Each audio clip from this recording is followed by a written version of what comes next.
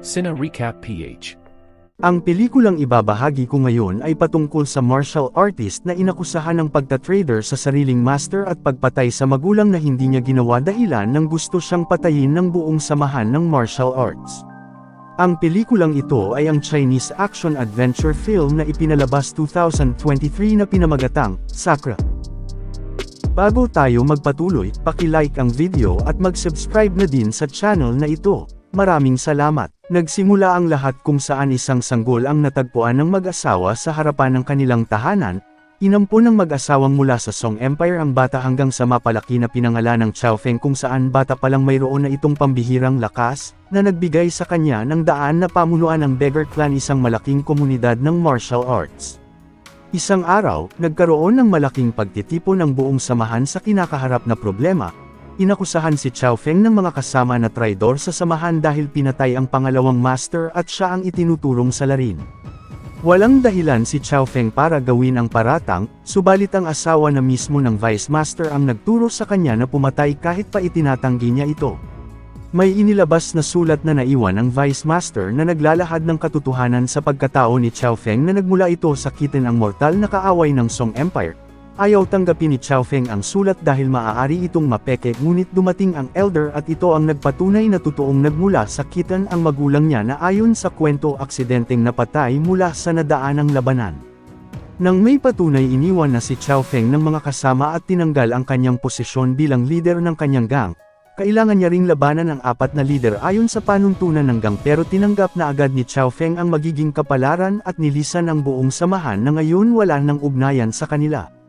Matapos ang nangyari, bumalik na si Chao Feng sa kinalakihang magulang, subalit naabutan niya na lang ang mga ito na nag-aagaw buhay matapos ang may sadyang pumaslang sa kanila.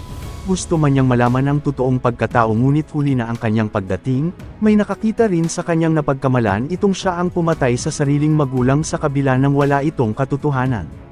Matapos mailibing ang magulang, bumisita si Chao Feng sa templo upang makita ang master na nagturo sa kanya ng lahat ng kasanayan. Ngunit nang lapitan niya, wala na rin itong buhay kung saan mayroong pumatay at siya na naman ang itinuturong salarin ng nakakita. Nagkagulo ang lahat sa nalaman at agad hinanap si Chao Feng matapos itong tumakas.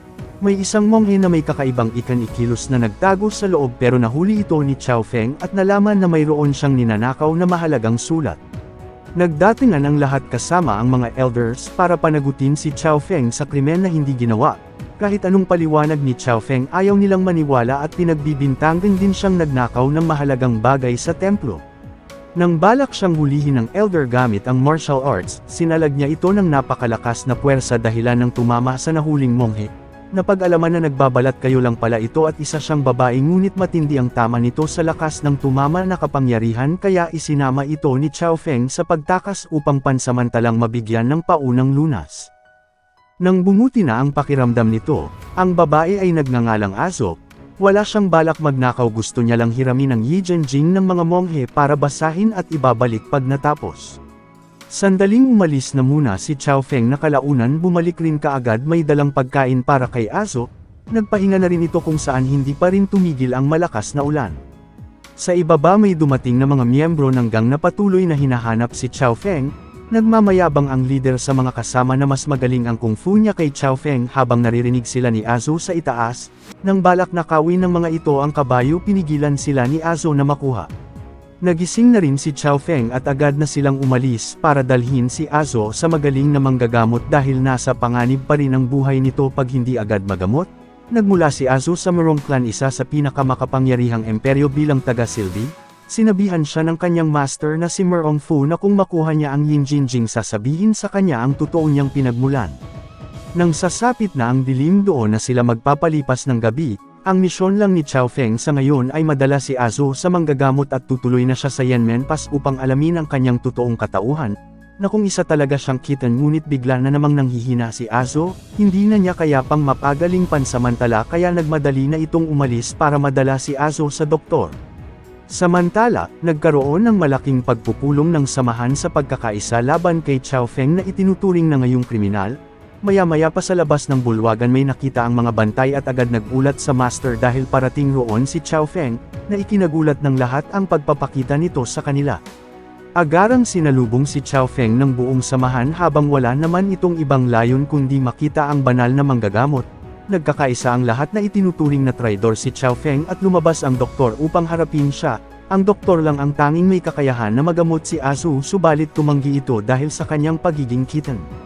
Nang ihayag ni Chao Feng na handa niyang ailay ang buhay para kay Azu, pumayag na ang doktor na manggamot at hinarap ang dating mga kasamahan. Inalok niya ang mga ito na uminom kasama siya, tanda nang tapos na ang kanilang ugnayan na walang pagsisisi sa mangyayari sa hinaharap. Agad namang lumapit ang bawat isa na gustong makaharap si Chao Feng sa laban.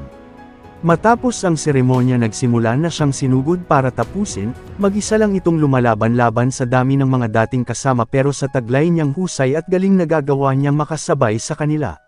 Ngunit nang magsama-sama ang mga master ng bawat pangkat na hirapan na si Chao Feng sa kanila, tinangkaring patayin si Azu ng mga tauhan ni Madam Ma bilang kasama ito ni Chao Feng. Nang mapapalibutan na ito, ginamit niya ang taglay niyang lakas na nagpatalsak sa lahat at iniligtas si Azu. Subalit ang doktor mismo ang sumaksak sa kanya kung saan tinamaan ang parte na hindi na magamit ni Chao Feng ang kanyang kakayahan, pero hindi pa rin ito sumuko para iligtas si Azu sa kabila ng napakadami nila. Sumugod ang lahat at pinagtulungan siya nang wala ng kalaban-laban, pero bigla na lang bumagsak ang kisame kung saan may nagligtas kay Chao Feng na isang misteryosong lalaki. Hindi na nila ito nahabol pa habang si Azu iniligtas rin ng doktor sa pagtatangka ni Madam Ma bilang pagrespeto kay Chao Feng sa pag-aalay ng kanyang buhay.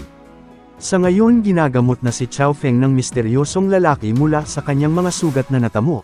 Ginawa rin ng doktor ang kanyang parte upang mapagaling si Azu, ngunit ayaw siyang pakawalan nito sa loob ng templo. Ilang araw pa ang nagdaan, naghilom na ang mga sugat ni Chao Feng, naroon pa din ang misteryosong lalaking tumulong sa kanya pero ayaw itong magpakilala. May alam ito sa kanyang tunay na pagkatao na anak siya ng isang kitan na nagngangalang Yuan Shan. Nang hindi pa rin payagan si Azu na makalabas, ginaya niya ang itsura ng doktor para tumakas. Nakasalubong niya ito sa hagdan at tinangka siyang patayin pero naunahan ni Azu ang doktor upang ipaghiganti si Chao Feng, saka sinunog ang buong lugar. Samantala, si Morong Fu nalaman na buhay pa ang kanyang tagapagsilbi na si Azu. Alam niyang darating si Chao Feng kaya pagbalik nito sinalubong niya si Chao Feng para makipagsundo na magtulungan sila laban sa imperyo ng Song. Ginamit niya ang kinaroroonan ni Azu upang mapasunod ito. Sa ibang bahagi, isang pamilya na nagmula sa kitendihag ng mga kawal ng Song, ilang araw na silang naglalakad kaya humingi ang isang matanda ng maiinom, ngunit pinatay ang mga ito ng kawal ng walang kalaban-laban. Dumating roon si Chao Feng at iniligtas sila hanggang sa marating ang lugar kung saan pinatay noon ang kanyang magulang na magsasabi ng kanyang pinagmulan. Maya-maya pa dumating si Azu na sabik na makita ito dahil ilang araw na siyang hinahanap. Sa pagkakaligtas sa kanya, nangako si Azu na sasama na kay Chao Feng na balak mahanap ang pumatay sa magulang. Isang gabi, nakipagkita si Bai Shixing kay Madam Ma kung saan ito ang nagplano para mapatalsik si Chao Feng sa samahan sa pagpatay sa kanyang asawa. May alam sila sa pumatay sa kanyang magulang na nagngangalang Duan Zhengchuan, prinsipe ng Dali na matatagpuan sa Mirror Lake. Nagpanggap lang pala si Azu para malaman ang pumatay sa magulang ni Chao Feng, ngunit nakaplano na naman pala ito dahil gusto nilang mawala ang prinsipe ng Dali.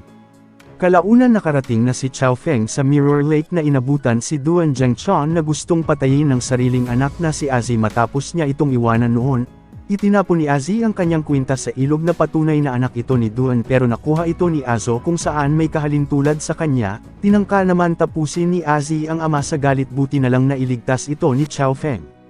Dahil dito lumapit si Duan Zhengchuan para magpasalamat kung saan alam niyang si Chao Feng at ang anak ay matalik na magkaibigan, at inimbitahan ng dalawa sa ipinakitang kabutihan. Maraming babae noon si Duan Zhengchuan at mga anak na magkakaibang ina. Gusto na niya ngayong ayusin ang lahat at buuin ang pamilya, pero tumanggi ang ina ni Azi. Sinabi rin itong mayroon pang kapatid si Azi na ibinigay niya matapos silang iwanan noon. Nalaman ni Azu na sila ang kanyang magulang na matagal na nitong hinahanap pero wala siyang sinabi at tahimik na umalis. Sa ngayon alam na ni Azu ang kanyang totoong pinagmulan. Ito na rin ang huling gabi na tatapusin ni Chao Feng ang balak na paghihiganti sa magulang at mamuhay na ang dalawa ng tahimik sa malayo na kanilang pinapangarap. Agad pinuntahan ni Chao Feng ang anak ni Duan Zhengchuan na kanyang kaibigan upang personal na sabihin ng ama nito ang pumatay sa kanyang magulang. Bilang nagtuturingan silang magkapatid, gusto nitong ipaalam ang kanyang plano dahil nakahanda siya kung sakaling gusto niya ring ipaghiganti, hindi niya ito tatakbuhan. Pagbalik ni Xiao Feng sa bangka, nag-aantay na sa kanya roon si Duan Zhengchan. Pinaalala niya ang ginawa nito 30 taon ang nakakaraan sa Yanmen Pass na ang kanyang magulang ang pinatay niya. Humingi ng tawad si Duan Zhengchan sa nagawa noon, ngunit hindi ito mapapatawad ni Xiao Feng. Subalit nagpanggap lang pala si Azo na kanyang ama upang siya ang magiging kabayaran sa nagawa at inamin ang katotohanan na si Duan Zhengchan ang kanyang ama bago bawian. Alam na nila ang katotohanan na si Azo ang ipinamigay nilang anak, ngunit ang ipinagtataka ni Duan Zhengchan, hindi pa siya napadpad sa Yanmen Pass at napagtanto ni Xiao Feng na ginamit lang siya para patayin ito. Agarang umalis si Xiao Feng upang singilin si Bai Xinxing at Madame Ma na nagsisilbi sa Morong Empire. Ang plano nila pag-awayin ang Song Clan at dali upang magkagulo at ang Morong Clan ang maghahari sa Yan. Napagtanto ni Xiao Feng na sa simula palang ginamit lang siya ng mga ito. Dumating din si Azi upang ipaghiganti ang kapatid na hindi na napigilan pa ni Xiao Feng. Nagkaharap rin sila ni Bai Xinxing, subalit dumating doon si Morong Fu kasama ang army. Ipinapatay nito si Bai Xinxing matapos hindi magtagumpay ang kanilang plano. Pinaulanan din ng pana ang loob na ikinamatay ni Madame Ma habang ginamit ni Xiao Feng ang kanyang puwersa upang pigilan sila. Nang magkaharap, inilahad ni Morong Fu ang kagustuhang maghari sa Yan Kingdom at ito na ang oras ng kanilang pagbabalik sa kapangyarihan. Sinubukan siyang targetin ni Azi gamit ang lason, ngunit hindi ito tinablan. Hinabol siya ng mga kawal sa loob at sumunod rin si Xiao Feng upang iligtas ito dahil wala siyang kinalaman sa kanyang laban, pero ayaw umalis ng dalaga at binigyan si Xiao Feng ng espadang magagamit na nagmula sa kanyang ama na lalong naglabas ng galing ni Xiao Feng sa martial arts. Dumating naman si Morong Fu kung saan nagkaharap ang dalawa. Matinding naglaban ang mga ito na parehong may pambihirang lakas, ngunit naputol pareho ang hawak nilang espada. Ginamit ni Xiao Feng ang lakas niya pero tumakas si Morong Fu na agaran nitong sinundan. Nang abutan niya ito, natagpuan niya roon na patay na lahat ng kanyang mga kasamahan sa gang na kagagawa ng Morong Clan sa hindi pagsuko. Sa galit ni Xiao Feng, ginamit nito ang buong lakas, pero magaling rin sa kung fu si Morong Fu. Naalala ni Xiao Feng ang turo sa kanya noon ng master. Nang balak siyang tapusin, nagising si Xiao Feng na may panibagong pambihirang lakas na tumapos sa kanyang kaaway. Matapos ang lahat, bumalik na si Xiao Feng upang ilibing si Azo sa mapayapang lugar na pangarap nila noon ng magkasama bilang ang kanyang asawa. Pagkatapos, siya at si Azi nagtungo sa kampo ng mga sundalo sa hangganan. Ang napatay na si Morong Fu binuhay ng kanyang ama na 30 taon nang hindi nagpakita, pero dismayado ito sa anak na hindi nakuha ang hinahangad nilang pagbabalik sa kapangyarihan. Sa Yanmen Pass, nagbalik ang ama ni Xiao Feng kung saan 30 taon ang nakakaraan. Inambush sila ng Morong Clan na pinamumunuan ni Morong Bu. Napatay ang kanyang asawa kaya pinaampun niya ang kanyang anak sa mag-asawang Song. Siya rin ang nag-set up ng lahat ng pagpatay sa kinalakihang magulang nito, maging ang master ni Xiao Feng sa templo, at nagkita ulit si Yuan Shan at Morong Bu para ituloy ang laban. Dito na nagtatapos ang ating kwento. Sana nagustuhan nyo. I-like ang video at mag-subscribe na din sa channel na ito. Maraming salamat sa panunood. Hanggang sa muli. Paalam.